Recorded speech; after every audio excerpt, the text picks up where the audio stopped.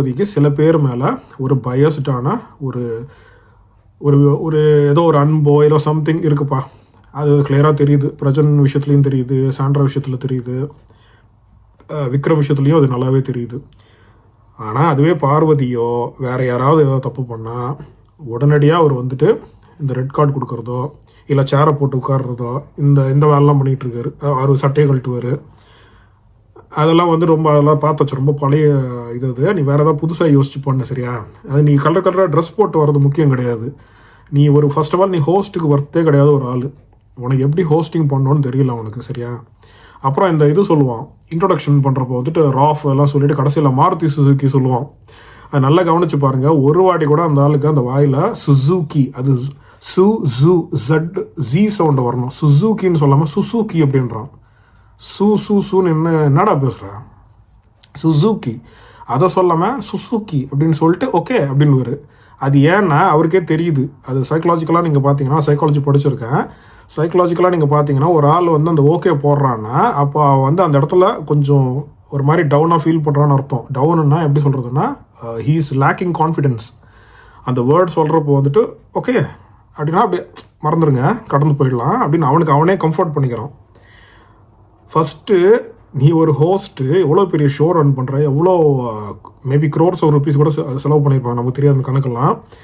அப்படிப்பட்ட ஒரு ஷோவில் மாருதி சுசுக்கி மாதிரி ஒரு பெரிய ஒரு கம்பெனி, ஒரு பெரிய பிராண்டு, அதை நீ வந்து ரெப்ரசன்ட் பண்ணுற. இல்லை ரெப்ரசன்ட் கிடையாது, நீ அதை விளம்பரப்படுத்துகிற, அட்வர்டைஸ் பண்ணுறேன்னு வச்சுக்கேன். You are giving thanks. அப்போ கொடுக்குறப்போ வந்து நீ அதை இன்னும் அழுத்தமாக சொல்லணும், கிளியராக சொல்லணும். அது எப்படி ப்ரொனவுன்ஸ் பண்ணணும்னு நீ தெரிஞ்சுக்கிட்டு சொல்லணும்.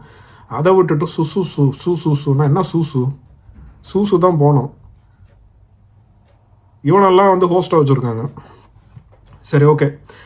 விஜய் சேதுபதி வந்து அந்த ஆள் பற்றி பேசுகிற சுத்த வேஸ்ட்டு. என்னுடைய கைண்ட் இல்லைன்னா ஹம்பிள் ரிக்வஸ்ட் என்னென்னா, whether it is Jio Hotstar or Vijay TV or Banijay Endemol என்ன யாரோ, அது யார் இன்சார்ஜோ, சிலம்பரசனை கொண்டு வாங்க. நான் சிலம்பரசன் ஃபேன்லாம் கிடையாது, பட் சிலம்பரசன் இருக்கிறப்போ the way he handle the show, அந்த டெக்கோரமாக இருக்கட்டும், எல்லாம் வந்து பியூட்டிஃபுல்லாக இருந்தது பார்க்குறதுக்கு. எனக்கு ரொம்ப நான் ரசித்து, ஒரு ஹோஸ்ட் எப்படி நடத்தணுமோ அப்படி தான் நடத்தினார்.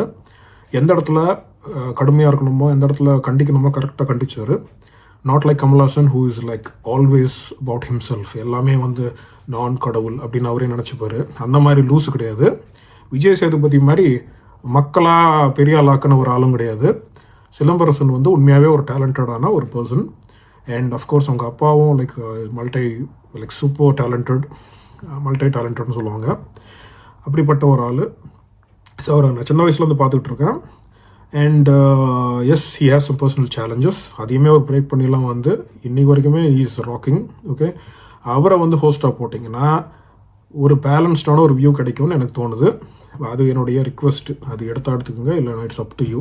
உங்கள் ஷோ நாசமாக போனால் எனக்கு என்ன. சரி, நிறைய பேசிட்டோம். இதுக்கு மேலே பேசினா எனக்கு கொஞ்சம் தொண்டையே போயிடும் போல இருக்குது. இது வரைக்கும் பொறுமையாக பார்த்ததுக்கு உங்களுக்கு ரொம்ப நன்றி சொல்லிக்கிட்டு நான் இந்த வீடியோ முடிச்சுக்கிறேன். Until then, see you guys.